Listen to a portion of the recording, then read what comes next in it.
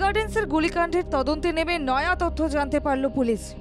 সঙ্গিনীকে খুন করে আত্মঘাতী হওয়ার জন্য ছক কষেই আগে থেকেই সুইসাইড নোট লিখে নিয়ে আসেন আত্মঘাতী যুবক রাকেশ সাউ। বজবজে বাড়ি ওই যুগলের মধ্যে কয়েক বছর ধরেই প্রেম ছিল। সম্প্রতি নতুন সম্পর্কে জড়িয়ে পড়েছিলেন তরুণী। রাজেশের সঙ্গে সম্পর্ক বিচ্ছিন্ন করে নতুন প্রেমিককে বিয়ে করতে চেয়েছিলেন তিনি, যা মেনে নিতে পারেননি রাজেশ। বারবার তিনি বিয়ের জন্য চাপ দিতে থাকেন। এই নিয়ে উভয়ের মধ্যে টানাপোড়েন চলতে থাকে। বুধবার লেক গার্ডেন্সের একটি গেস্ট হাউসে ওঠেন ওই দুই যুবক যুবতী। এরপর বিকেল নাগাদ হঠাৎ সেখানে গুলির শব্দ পাওয়া যায়।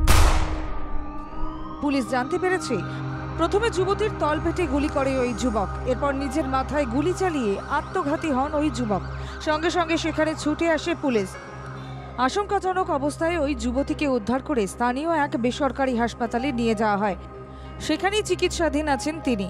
এখন তার অবস্থা স্থিতিশীল বলে জানা গিয়েছে।